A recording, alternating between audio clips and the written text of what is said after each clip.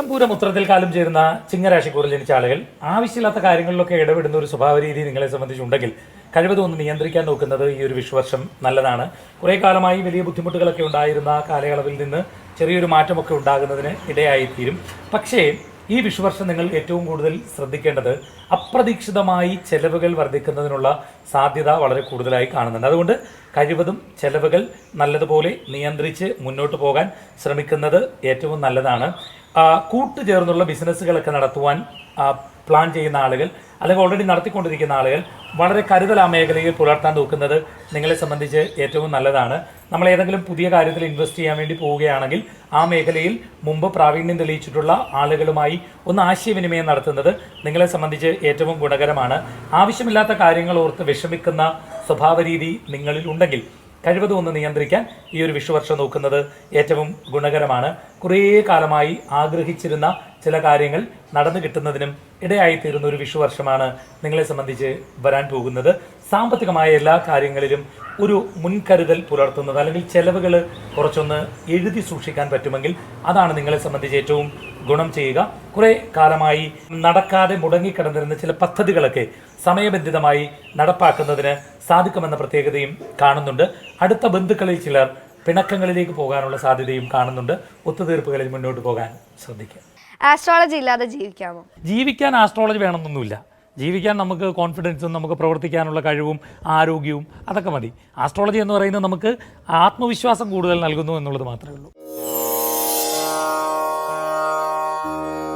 ഉത്രത്തിമുക്കാലും മത്തവും ചിത്രരയും ചേരുന്ന കന്നിരാശിക്കൂറിൽ ജനിച്ച ആളുകൾ കുടുംബപരമായി നിലനിന്നിരുന്ന ചില പ്രതിസന്ധികൾ ഒട്ടൊക്കെ ഒന്ന് പരിഹരിക്കുന്നതിന് സാധിക്കുന്ന ഒരു വിഷുവർഷമാണ് നിങ്ങളെ സംബന്ധിച്ച് വരാൻ പോകുന്നത്.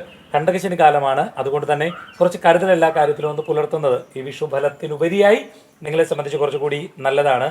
ബുദ്ധിപരമായ പല പ്രവർത്തനങ്ങളും ഏറ്റെടുത്ത് നടപ്പാക്കുന്നതിന് സാധിക്കുന്ന ഒരു വ്യക്തിത്വമാണ് നിങ്ങൾ. പക്ഷെ പലപ്പോഴും നിങ്ങളുടെ ആഗ്രഹത്തിനനുസരിച്ച് അല്ലെങ്കിൽ നിങ്ങൾ ചിന്തിക്കുന്ന രീതിയിൽ കാര്യങ്ങളെ നടപ്പാക്കാൻ സാധിക്കാത്ത ഒരു സാഹചര്യം നിങ്ങളുടെ ജീവിതത്തിൽ ഉണ്ടായേക്കാം.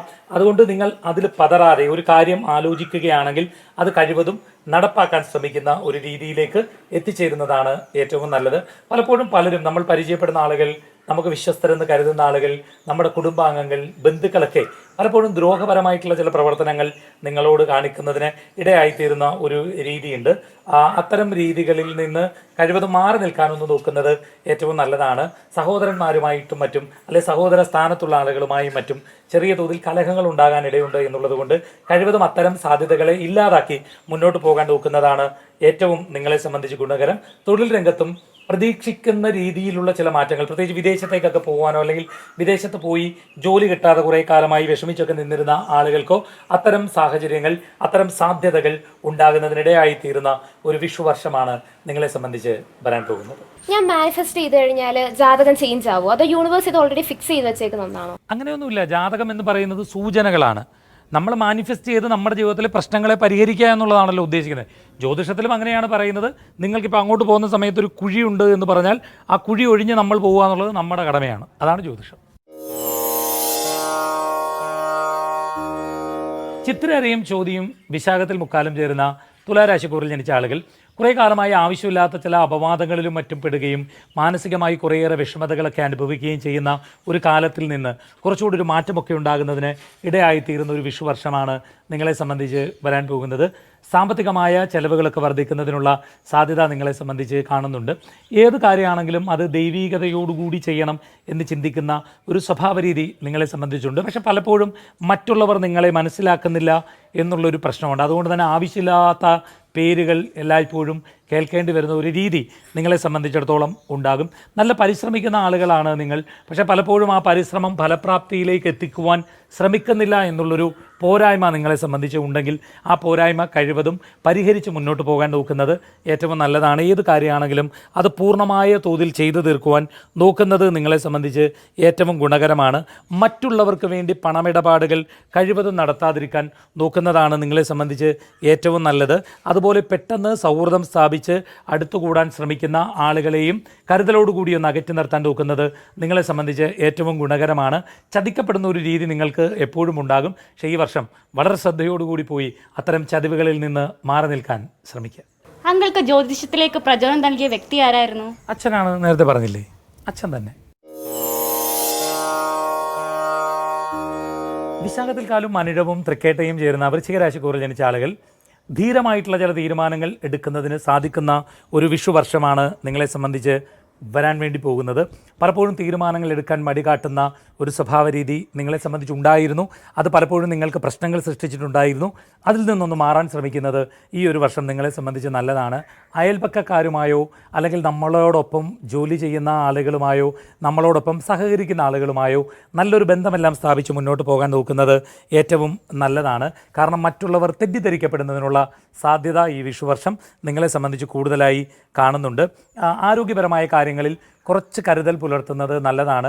പലപ്പോഴും സാഹസികമായ, അതായത് മറ്റുള്ളവർ ഏറ്റെടുക്കാൻ മടിക്കുന്ന ചില കാര്യങ്ങൾ അത് ഏറ്റെടുത്ത് ചെയ്യുന്ന ഒരു സ്വഭാവ രീതി നിങ്ങളെ സംബന്ധിച്ച് ഉണ്ട്. അപ്പോൾ അത് ചെയ്യുന്നതിൽ തെറ്റില്ല, പക്ഷേ കുറച്ച് കരുതൽ അത്തരം കാര്യങ്ങളിൽ ഒന്ന് പുലർത്തുന്നത് നല്ലതാണ്. രഹസ്യവും പരസ്യവുമായ അനേകം ബുദ്ധിമുട്ടുകളെ തരണം ചെയ്യേണ്ടി വരുന്ന ഒരു വിഷുവർഷമാണ് വരാൻ പോകുന്നത്. ആ ബുദ്ധിമുട്ടുകളെ നിങ്ങൾ വലിയ ഗൗരവത്തിലെടുക്കാതെ വളരെ ബുദ്ധിപൂർവ്വം അത്തരം കാര്യങ്ങളിൽ തീരുമാനങ്ങൾ എടുത്ത് മുന്നോട്ട് പോകുന്നത് നിങ്ങളെ സംബന്ധിച്ച് ഏറ്റവും നല്ലതാണ്. സാന്നിധ്യം കൈവിടാതെ പ്രവർത്തിക്കാൻ പരിശ്രമിച്ചാൽ ഏറ്റവും വലിയ നേട്ടം ജീവിതത്തിൽ ഉണ്ടാക്കുന്നതിന് സാധിക്കുന്ന ഒരു വിഷുവർഷമാണ്. ഭംഗിയും കൗതുകവുമുള്ള ചില വസ്തുവകകൾ സമ്പാദിക്കുന്നതിനും സാധിക്കും. അങ്ങനെയല്ല, വീട്ടിൽ കുറച്ച് കൂളായിട്ടുള്ള അച്ഛനാണ്. മക്കളെ അധികം അടിക്കാറില്ല, കുറച്ച് ഭയങ്കര കൂള്, സ്ട്രിക്റ്റ് അല്ല, പഠിക്കാൻ ഫോഴ്സ് ചെയ്യിപ്പിക്കാറില്ല, അങ്ങനെയാണല്ലോ. ഇതെങ്ങനെ ചേച്ചിക്ക് അറിയാന്ന്? അതിന് അങ്കിളല്ലേ ജ്യോതിഷി? ഞാനാണ് ശരിക്കും ജ്യോതിഷി ഞാനാ. പക്ഷെ ഒരു പ്രശ്നമുണ്ട്, ഇതെൻ്റെ മോളാ, ഞങ്ങൾ തമ്മിൽ അങ്ങനെ ഒരു ബന്ധമുണ്ട്. ഓഹോ.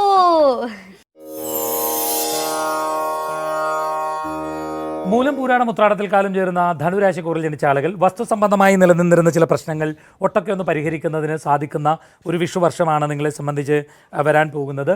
തൊഴിൽ രംഗത്ത് കുറേ കാലമായി ഉണ്ടായിരുന്ന ചില വൈഷമ്യങ്ങൾ ഒട്ടൊക്കെ ഒന്ന് പരിഹരിക്കുന്നതിനും നിങ്ങളെ സംബന്ധിച്ച് സാധിക്കും. മേലധികാരികളുമായി നല്ലൊരു ബന്ധമെല്ലാം സ്ഥാപിച്ച് മുന്നോട്ട് പോകാൻ നോക്കുന്നതാണ് നിങ്ങൾക്ക് ഏറ്റവും നല്ലത്.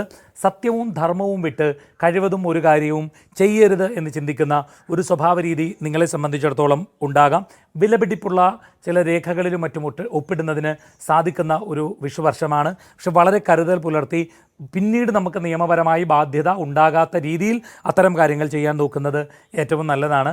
കുറേ കാലമായി വിവാഹ ആലോചന സംബന്ധിയായിട്ടുള്ള കാര്യങ്ങളിൽ തീരുമാനങ്ങൾ എടുക്കാൻ കഴിയാതെ വന്നിരുന്ന ആളുകൾക്ക് അത്തരം കാര്യങ്ങളിൽ അനുകൂലങ്ങളായിട്ടുള്ള തീരുമാനങ്ങൾ എടുക്കുന്നതിന് സാധിക്കുന്ന ഒരു സ്വഭാവ രീതി നിങ്ങളെ സംബന്ധിച്ചിടത്തോളം ഉണ്ട്. സംസാരിക്കുന്ന കാര്യങ്ങളിൽ കുറച്ചുകൂടി ഒരു വ്യക്തത വരുത്താൻ നോക്കുന്നത് നിങ്ങളെ സംബന്ധിച്ച് ഏറ്റവും നല്ലതാണ്. ചെറിയ കാര്യങ്ങൾ കൊണ്ട് നിരാശ ബാധിക്കുന്ന ഒരു സ്വഭാവ രീതി നിങ്ങളെ സംബന്ധിച്ച് ഉണ്ടാകാം. അത്തരം സ്വഭാവ രീതികളും ഒന്ന് മാറ്റി വെച്ചുകൊണ്ട് മുന്നോട്ട് പോകാൻ നോക്കുന്നതാണ് നിങ്ങൾക്ക് ഏറ്റവും ഗുണകരം.